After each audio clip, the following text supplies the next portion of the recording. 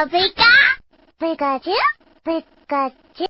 好，我是阿皮，新5已经更新了，这一集真的是看点十足，就让我带大家速看一下吧。这集刚开始，小智和小豪便已经来到了河中地区，从电视上得知有关于巨神的古代遗迹后，小智猜测巨神肯定就是宝可梦，便立马兴致勃勃的前往目的地。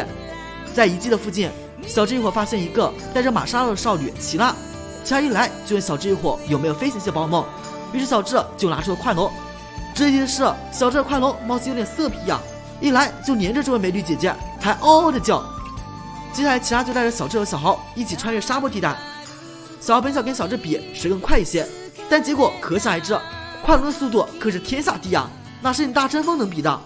不过即使赢得了比赛，小豪这边也不太好受啊。到达巨神的遗迹后，皮亚就对一座雕像很感兴趣，但谁知道这其实是达摩狒狒。这只达摩狒狒也不是啥善茬，人家只是看了你一下，你就要攻击我啊。还有小豪直接一个竞技球丢过去就收服了他，牛逼！一个自认是发掘团团长的中年大叔出现了，他给小智伙科普了一下遗迹的简单知识，并提到了所谓的巨神钥匙。临走前，他还特地提醒小智伙在遗迹里可要小心啊。但小智伙明显还是有点放松了，一来就触摸到了遗迹里的各种机关。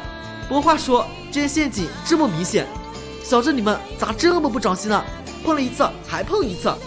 还有在小智即将掉下的时候，奇拉出现了，他让玛莎拉及时使用超能力绝招救下了小智，于是探索遗迹的队伍就增加一位。这个奇拉一看就不是一般人，一来就指出了小智和小豪所犯的白痴错误，陷阱这么明显，肯定不碰啊。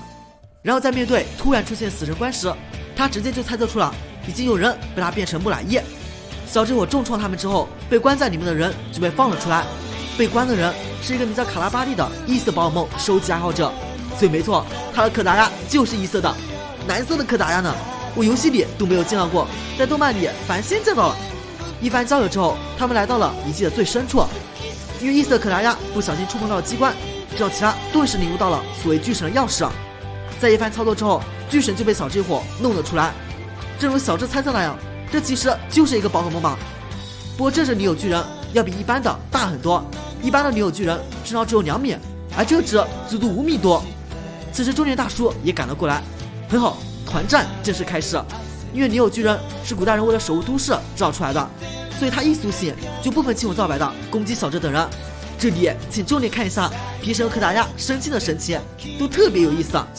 因为女友巨人是地面系加幽灵系的，所以皮神电击沿途来的普通攻击完全都没有效果，皮神使出铁尾就去被女友巨人直接打晕。小友见状立马派上快龙，小子用上大针锋开始与他的第2回合较量。